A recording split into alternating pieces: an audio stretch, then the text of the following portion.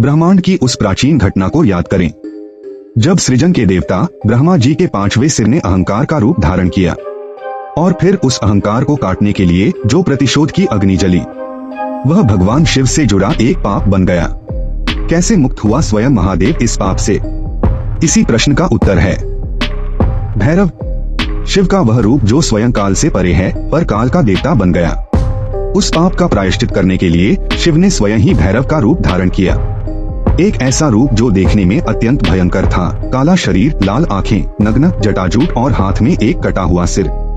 ब्रह्मा जी का 5वां सिर जिसे कपाल कहा गया। और फिर शुरू हुई भैरव की प्रायश्चित की लंबी यात्रा।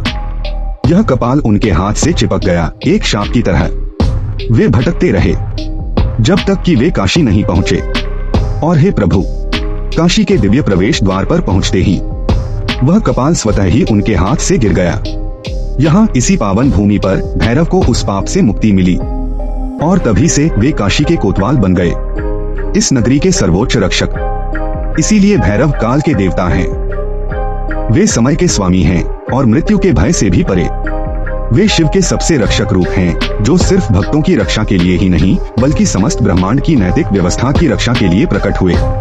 उनका कपाल हमें याद दिलाता है अहंकार का अंत कैसा होता है। और आज भी काशी यानी वाराणसी के प्रसिद्ध काल भैरव मंदिर में उसी महाभयंकर और करुणामय रूप के दर्शन होते हैं। यहाँ उनके सामने शराब का भोग लगता है और मान्यता है कि वे अपने भक्तों के सभी भय, शनि के प्रकोप और ग्रहों के कष्ट हर लेते हैं।